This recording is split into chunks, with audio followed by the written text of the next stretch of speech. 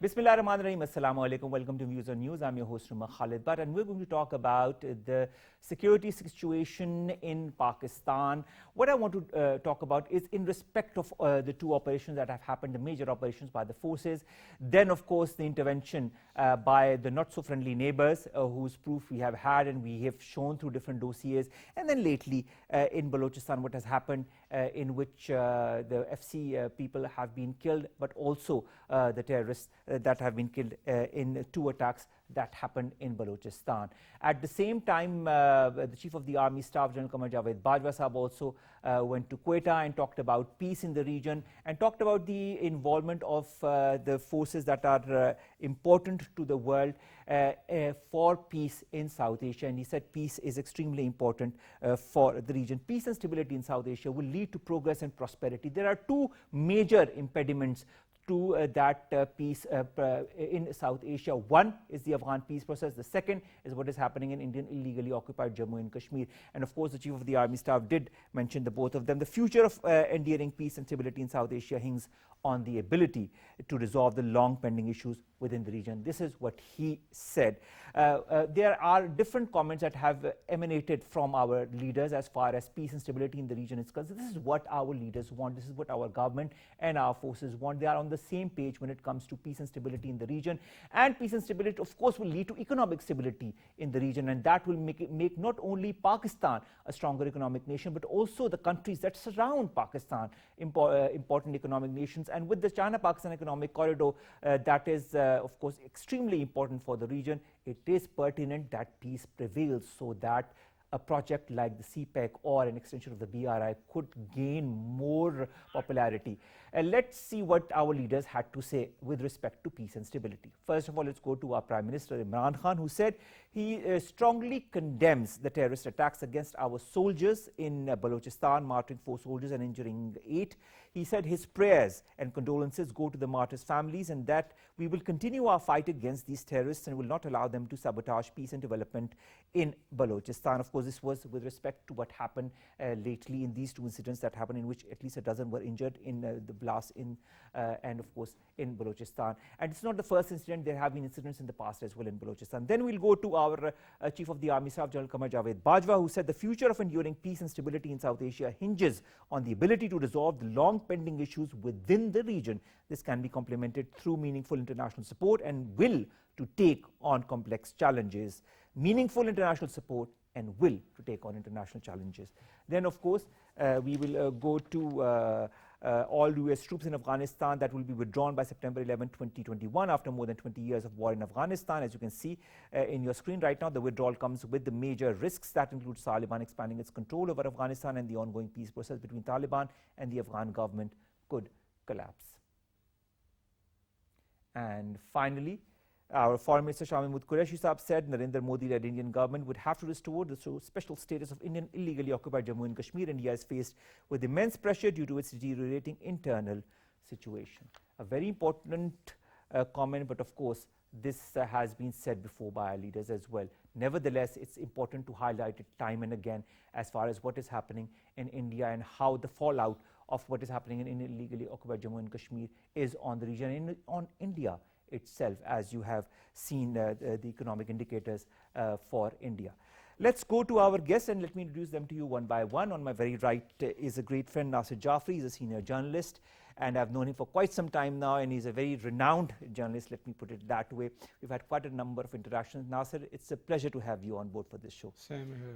Our second guest of the day is a very regular for different shows that I host, Brigadier Tipu Sultan Saab. He's a senior analyst, sir. It's a pleasure to have you on board as well. Thank you very much. And on Skype, we've been joined by Asma Wadud. She's an expert on foreign affairs. Asma Wadud, thank you very much to have joined us as well online. Let's begin with Nasir Jafri Saab. Nasir Jafri, when it comes to peace in South Asia, I mean, this is not a term that is in the air or something that we really rarely talk about. This is something that our government has been talking on and on about, not since now, but since a couple of years. And our forces and our government are on the same page as far as peace and stability in the region is concerned. There are two important issues that the Chief of the Army Staff also highlighted. That is, of course, he wanted to talk about the Indian illegally occupied Jammu and Kashmir and what is happening in Afghanistan. Peace and, I mean, if there's a peaceful resolution to these two issues, peace will come to the region and economic stability. Do you feel there is a possibility to that, or do you feel this peace will still elude us? Well, my personal opinion is that you cannot achieve peace unless there is sincerity on both the sides. As far as Pakistan is concerned, Pakistan is quite sincere. Pakistan has been making different proposals for restoration of a lasting peace in India, but it was India which one way or the other sabotaged all those ideas, and lately when they actually resorted to these unconstitutional changes in occupied Kashmir, proved to be the last nail in the coffin. And now our position is very clear, and I think that is a very principled position, that okay, we are ready to talk to you if you reverse those decisions, because if they don't reverse those decisions and we start holding talks with Indians, it will basically negate our principled position on Kashmir. So yes, it's possible, quite possible, that we can achieve peace provided there is a will on part of our eastern neighbor, which has in one way or the other actually avoiding to hold talks or to get engaged in any process of talks with Pakistan, just to basically show to the world its false claim on Kashmir, and to basically some extent their own agenda, that is to win domestic vote. Actually, it's all a game of politics, isn't it? It's all game of politics. People's lives at the behest of politics. Yes, you are right. This basically BJP government relies mostly on anti-Pakistan sentiments and on trying to get more sympathies and votes on anti-Pakistan context. But we saw a very good thing. You might have also noticed it, that when Pakistan offered India help to deal with the cases of COVID-19, there were some very positive comments as well as sentiments from Indian people, especially. Yes, but from the Indian politicians, did we get any good or solid statement from the Indian government as far as Pakistan's stance was concerned, whether it be COVID-19 or the olive branch that Pakistan has been putting forward? I don't think they will actually make any such statement, because making any such statement will annoy the vote bank which they have actually developed over the last few years. So they mostly rely on anti-Pakistan sentiments. All right. Yeah.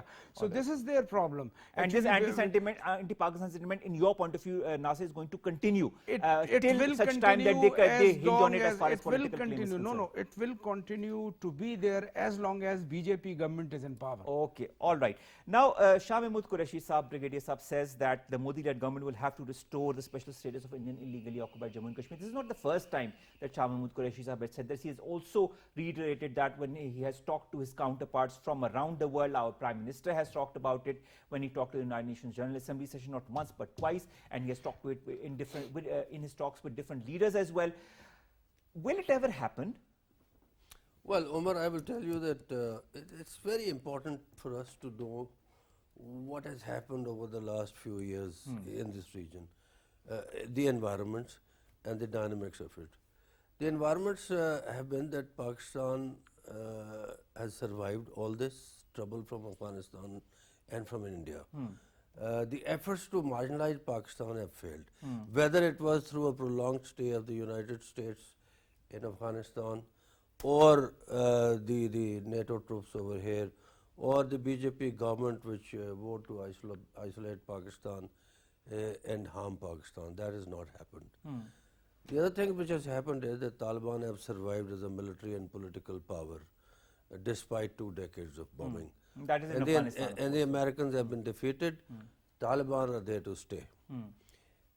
And the third thing which has happened was that all efforts to keep Americans in South Asia have failed.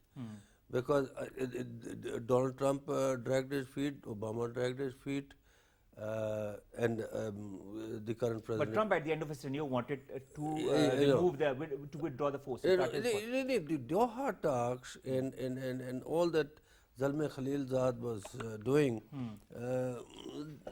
there's something murky about that. I think the whole process was not aimed at reaching a reconciliation. Then what was it aimed at?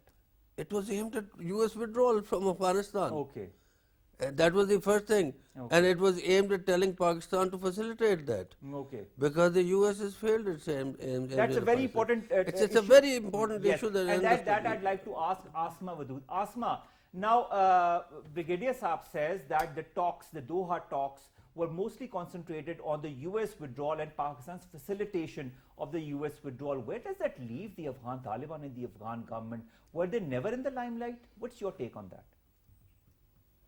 Actually, Afghan Taliban were in the limelight. They were in the center of it because it is a fact that after 2 decades of war, like Sir said, America has lost. It's the replica of Vietnam that they have faced in the past.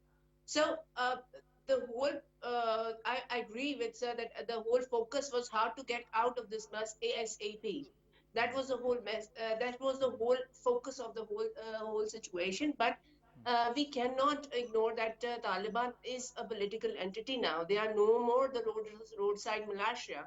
The government stakes involved in the whole situation are just peanuts. It is the entities that we can consider, like there are there on the face of it is U.S. government and Taliban. They have the U.S. Afghan government has nothing to negotiate or put it on the table. Now they are fearing to at least secure Kabul when U.S. armed forces leave Afghanistan. So now they are a full member. So, but here, as we are discussing how to maintain peace in the region and stability. is not that is possible. primordial. I think that is the key word for this region now. Sorry? I said peace and stability, Asma, is the key word or the key statement for South Asia for the years to come and for this year in particular because of the withdrawal of US troops from Afghanistan. Because if there is no peace and stability in Afghanistan, there's going to be a trickle effect in Pakistan. Of course, and actually we are in the heart of a very, in the heart of a region that has a very prosperous future. Actually, sitting on the heart of one of the most game-changer kind of economic route or communication route makes us both. It gives us advantage as well as it put us in a very tricky situation as well. We can only reap the full benefit of this situation, this opportunity that we have at hand, like CPAC, only if there is peace. And that is one of our biggest challenges because two of our borders are very, very, very vulnerable to this idea. They are like one of our very unfriendly neighbor. It not only manipulates the whole situation in our country, but our other neighbor. In Afghanistan, the role of India, as far as we are concerned, or as far as our peace and stability is concerned, has been very great. It was not very clear. So it is a very tricky situation for us, but it is a necessity. It is not a luxury. We need to have peace in the region to totally agree take with the you on that. maximum advantage that we have at hand. All right. Nasir, it's a tricky situation, but it's primordial that we come out of this and we go towards peace and stability in the region. Now, with the US troops withdrawal from Afghanistan, what are the new alignments that you feel are going to be made in the region? We know that India still is there and India would like to kind of hinge on to certain elements within Afghanistan. What other alignments do you foresee? Well, it's quite clear that there are going to be new alignments, and alignments are in the process of making. First of all, we will have to see how much time the US troops take to leave Afghanistan, whether they will be able to leave Afghanistan as scheduled By the 11th of September. By 11th of September, because what we have noticed in the past also, I may be wrong, but this is my own assessment or observation, that whenever they decided to leave Afghanistan, They never really leave it. yes, because there were incidents of fresh incidents of violence, which actually forced them to stay back, and so I will actually Take this believe decision with a pinch of salt, Yes. and you will only believe and it when I they're will actually withdrawn. I will actually believe Americans are leaving, and Americans have left once this Alright. date So of withdrawal goes. what alignments? I'm going to come to Brigadier Sir because he wants to add something to it, but before In that, the with the CPAC project taking shape in the region, there are going to be new alignments certainly. There are many countries which have shown interests in becoming part of this alliance. Now you can see relationship between Pakistan and Russia is gradually building in the field of military, in the field of actually science and technology. Their troops have been coming to Pakistan, our troops have been going there for joint military exercises. So this is kind of new alignment that is coming up, and what I feel is that in near future China may also become part of this new alignment and this new scheme. And will they adhere to Afghanistan as far as that is concerned? Will Russia, seeing the past history of Russia and Afghanistan, will they realign themselves, but in a positive manner this time? they will certainly try to realign in a positive manner, but my own feeling is that as far as Afghanistan is concerned, their history is quite tricky.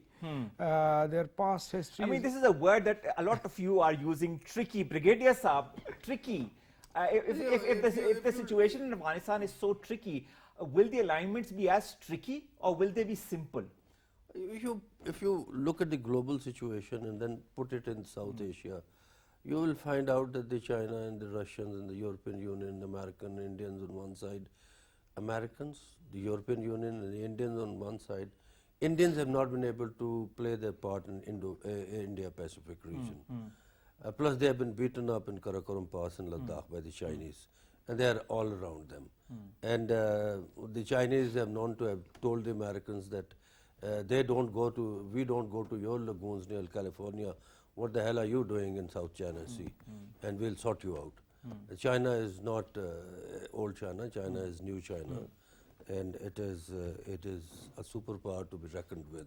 And the Americans do realize that, and the Russians are not on their side. All right. Regionally, the real alignment can only take shape if we get rid of war in Afghanistan. The problem over there is that Ashraf Ghani and co have been installed in whatever kind of democracy that the West wanted in Kabul. Taliban do not believe that. Taliban are saying, you get out, we'll sort out our own things.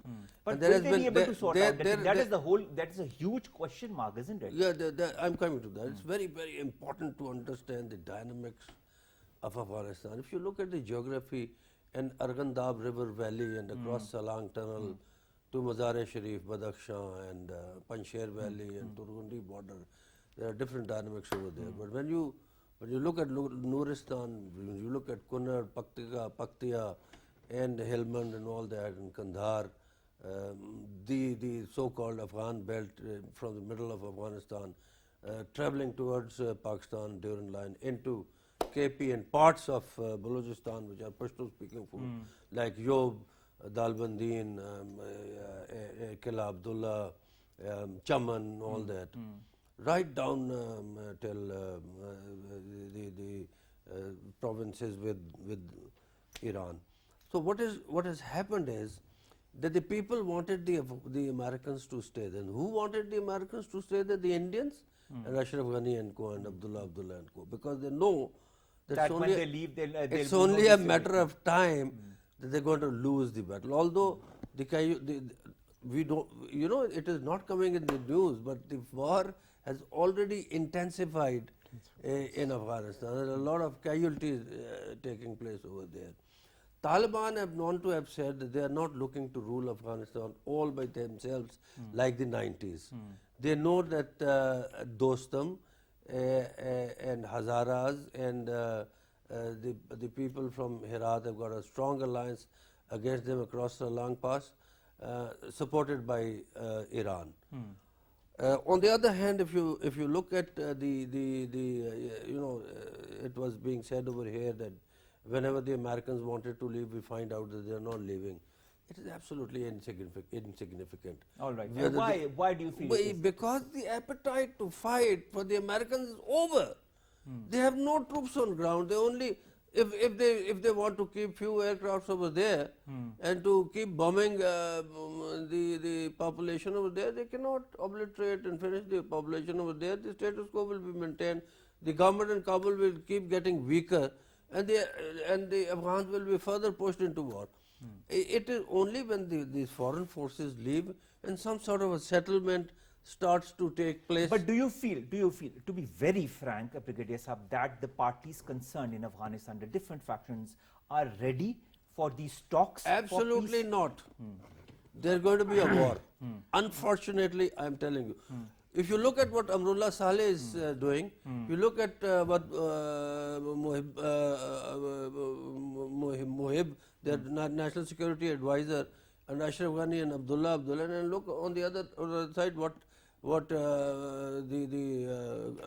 Taliban of Nuristan are doing, the Haqqani group, and the Kandharis, what are they doing, and the Heratis, you will realize that they have not met reasonably to reach a solution, and we are saying that there is going to be a rapprochement on national level talks. Where are those talks? You know, there is fight going on over there. What has happened is that the Indians are trying to prepare the remnants of Fazlullah group and IS and Al Qaeda and sort of join them as a force against the Taliban, use them against Pakistan. But that's nothing new, is it? I think that is not going to be practical. Unfortunately, the Indians have lost their strategic game in Afghanistan because the Americans have failed. In whose lap the Indians have been sitting. And they keep on sitting there, keep on failing there. The other thing which has happened is that in India, the BJP government is seriously on the line as a poor performer. Their media has been lying, their government has been lying. They have been ethnically cleansing the Muslims and Christians and Buddhists and Sikhs and other. The Sikhs are against them, the Kashmiris are against them, Chhattisgarh, Assam, Bengal, you name it. They tried their best against Mamata Banerjee, they failed. True. So their approval rating is down with 30%. From 60 it has got down to 30%. So from that angle, Pakistan sits comfortable. All right. And on the other hand, Pakistan has controlled the COVID well. Pakistan's economic numbers are doing well.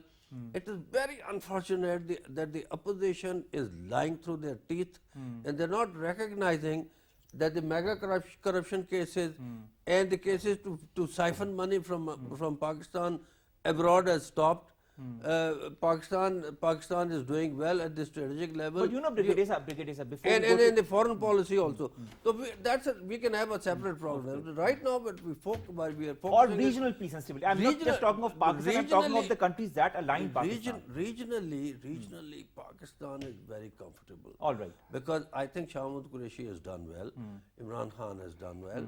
Imran Khan has always said, even when he was not in the government, that you need to negotiate. There is no, the war is not a solution. He was called Taliban Khan and all that stuff. But now people realize that. And the other thing is that Afghanistan, whether they were Mongols or whether they were British or whether they were other forces from the even in post Nabi Kareem Sallallahu Alaihi Wasallam Sarkar do Jahans, after Battle of Qadsiya and all that, Afghanistan was never ruled as a part that effectively even under the Ottoman Empire or the Arab Empire. No, but the times have changed, Brigadier, with due apologies, and we are in the 21st century. We need to have new There is parameters as nothing, far as. that is what you must understand. There is nothing new in Afghanistan. Okay. Nobody has ever ruled Afghanistan. Okay. There has been never peace in Afghanistan. Okay. You know, look at what has happened to Zahir Shah and Hafizullah Amin, Babur Kamal and all that stuff. History They have is a been fighting testament to against that. each other. Unfortunately, what is going to happen is that the forces are going to settle the score and settle in small segments here and there in fragmented form, and then they are going to negotiate from their own power of strength or weakness. Taliban have said that they are not looking to rule Afghanistan all by themselves. Yes, but like that is what the you said as 90s. well, yes. Because it is not that the concept of Taliban has changed. Because the Talib knows that the alliance between Heratis and the Hazaras and Dostum and Ahmad Shah Masood's son in Panjshir Valley and across Holland terms to Mazar-e Sharif to Targundi border and Herat and all that, it is a tall order for the Taliban to dislodge that. They are going to pay dearly to capture. All right, all right. Now, before we go to Asma, I'd like a quick comment from you, Nasir, because you wanted to add something to that. Yes, actually, I wanted to say that the situation is basically not so easy as we perceive.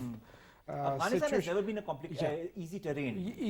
Even for Pakistan also, God forbid, if there is an infighting there, Pakistan will be the first country to be adversely affected by that war. Okay. What basically the history of Afghans is that whenever they are occupied by a certain foreign power, they get together on one platform and start fighting against the aggressor till they force this aggressor to leave their country.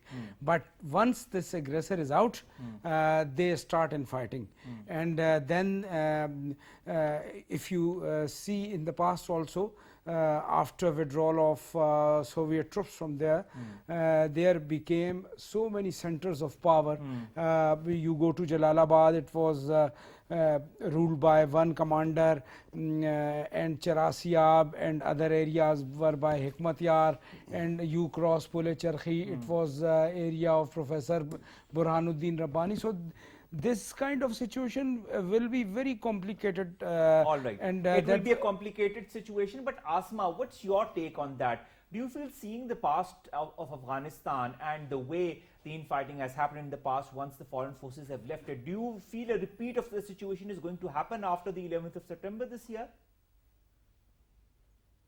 In the past, my friends said the situation was quite grim and difficult, and it never paid off in the past. But this time, the US is opting for an alternate strategy. The think tanks they are suggesting to get involved mostly the NATO Muslim participants, particularly more emphasis on Turkey and the support of Pakistan to increase their troops in Afghanistan. And that is what their idea was of ensuring kind of sustainable peace in Pakistan, because it is assumed that Taliban and um, um, uh, some of the other entities that we have mentioned here have enjoy a goodwill with these countries. So they are opting for this alternate strategy. Let's see how it works.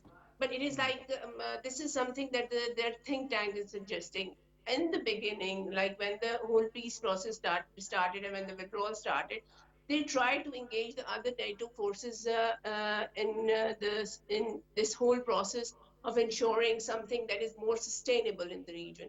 But nothing actually came up. But this idea is, in my opinion, is more doable, because uh, we need some stability in the region. We cannot go No, in again I in the same cannot process. And the whole deliberate region more upon the fact very that we need stability. sorry. But will that stability come? That is the whole question, in The Afghanistan stability I'm talking about. that is inevitable. It may come late, but it has to come in the region.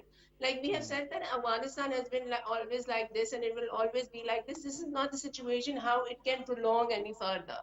The region needs development, the region needs sustainability, the region needs growth. And All right, when Asma, this I'm whole going to this stop you there, and I'm happy going to ask the same question to Brigadier Saab. Peace and stability is inevitable, Asma Wadood says, and the whole paradigm has changed as far as Asma Wadood is saying as well. But do the different factions in Afghanistan understand that fact? And if they don't, then do you feel that there will be some kind of an intervention from other friendly countries in order to make those factions understand the importance of peace and stability in Afghanistan? Militarily, no. Politically, yes. Let me tell you that this side of Arghandab River, the east side of Arghandab River, which is the major bastion of Pashtuns, the Pashtuns are going to settle these courts among themselves. The Farsibans and the Tajiks and the Uzbeks and the Hazaras and the Heratis and Pansheris are going to sit tight across the Salang Tiller. All right. There will be less of fighting over there.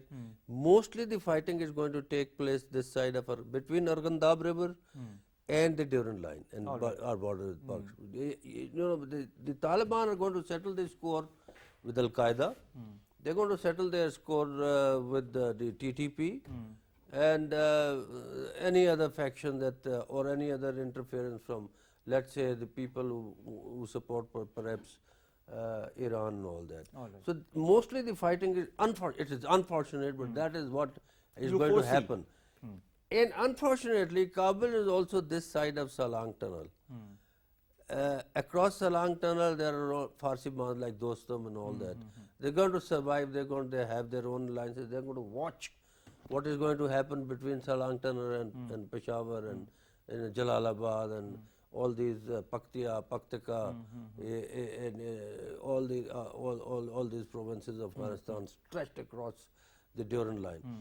So it is very unfortunate, but this is how it is. This going is to. what you foresee, Nasir. Do you agree with this? To be very frank, I mean, my own feeling is a little Different. Pessimistic, I would say. Okay. Because I remember it was in 1992 when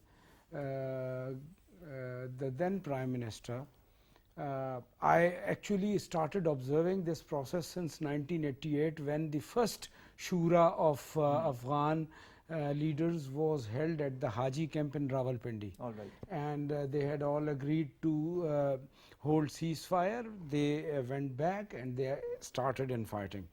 Then this thing continued. There were several missions from the UN came. They talked to these Afghan leaders.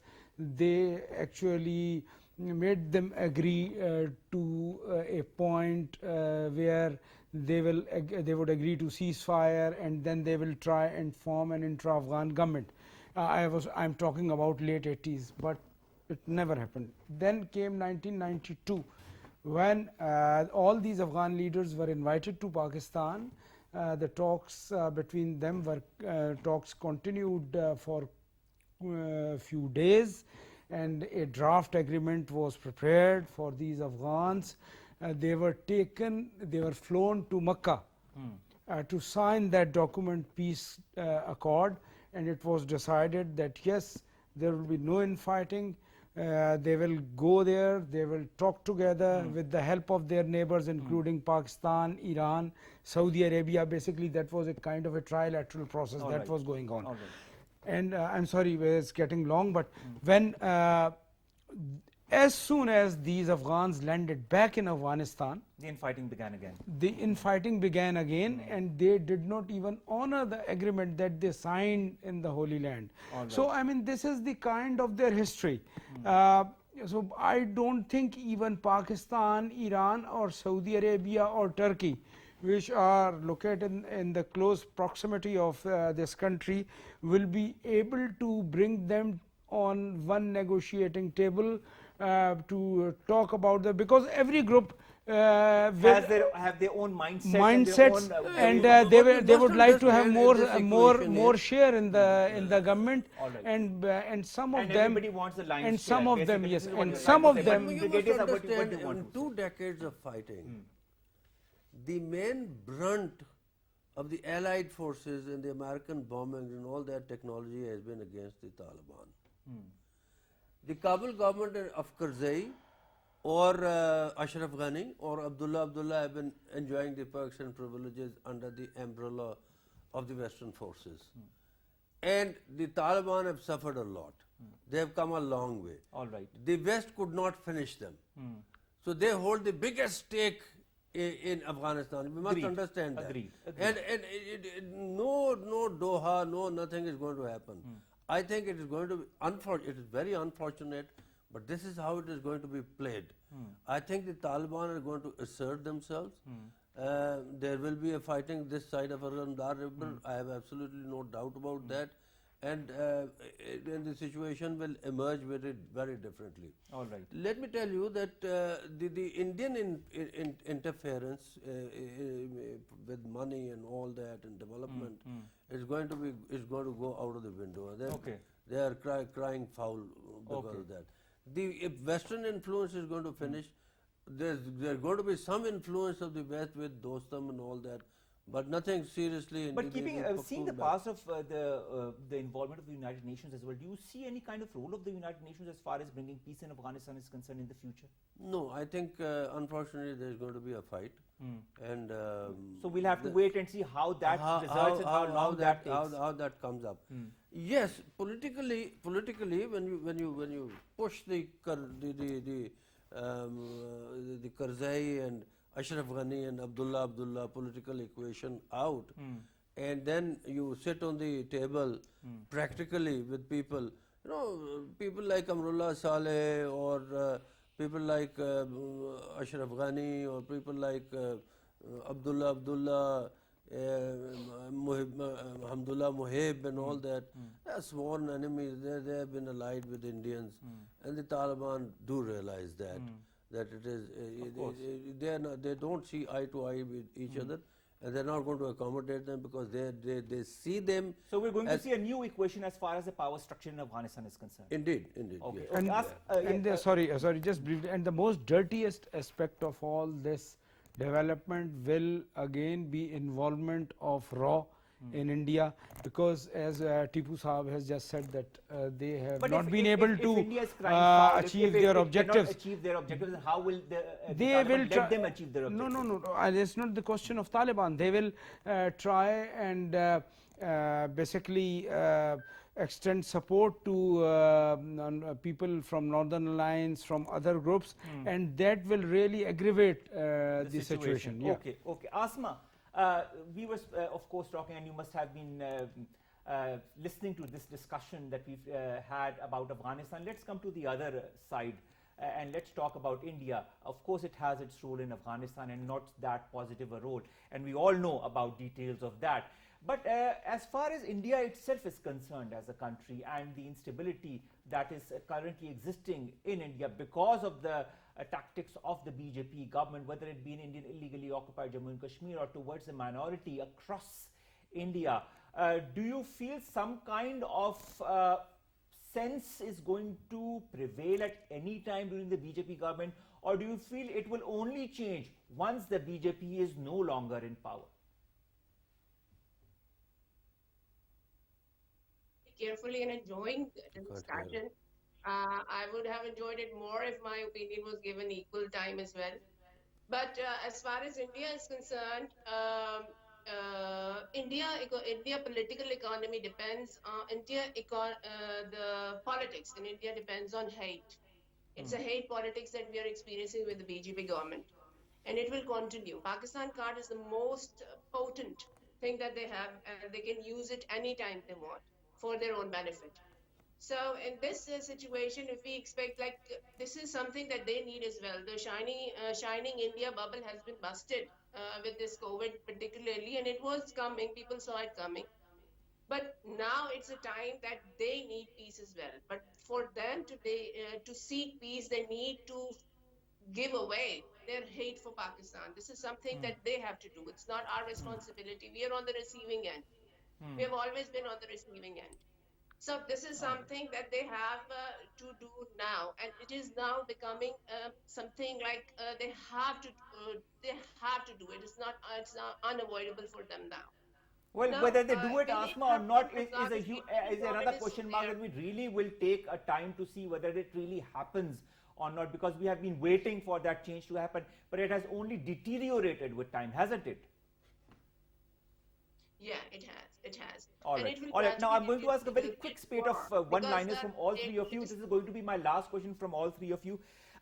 I want to talk about what is happening within Pakistan, what is happening in Balochistan.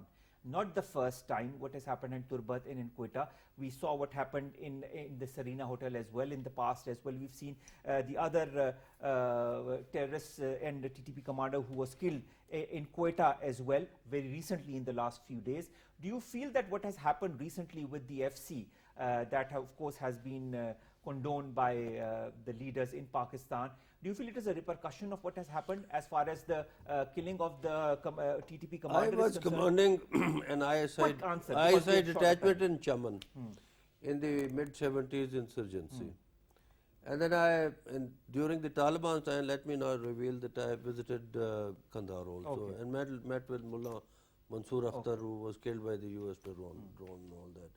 I think the most stable Balochistan that we saw was during the Taliban rule in Afghanistan. All right.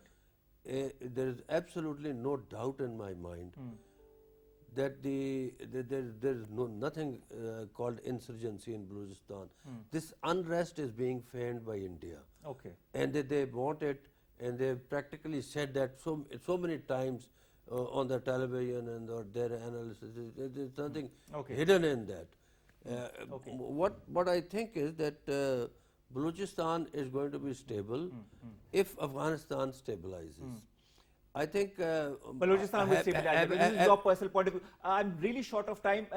What is your comment on that, Nasir? As far as what is happening as far as TTP is concerned, the commander that was killed, do you feel what happened very recently in Turbat and Quetta, was it a repercussion? And if so, what needs to be done? Actually, it is all a repercussion, I would say, of what we are doing in CPEC. Basically, they all want to destabilize CPEC project, number one, and number two, and the main force behind destabilizing all such efforts is India, because they really want to basically destabilize Balochistan, and if Balochistan is destabilized, you will not be able to yield full results of CPEC. So basically this is the problem. And on the political side, yes, as the government has always been trying to talk to the Baloch leaders, to bring to the negotiating table, to actually sort out the issues, I think is a very positive approach. All right, Asma, I'm really sorry I won't be able to take that last comment from you because we are very short of time, but thank you so very much, Asma Vadoo, to have joined us online via Skype, and thank you very much to my two guests here who have joined us, Brigadier Tipu Sultan Saab as well as Nasir Jafri, to have talked to us about what entails and what are the components that can bring about peace in the region and what needs to be done one way or the other. We've talked about the sources, we've talked about the question marks, we've talked about the reasoning behind all of that. What we need to move ahead is to find some kind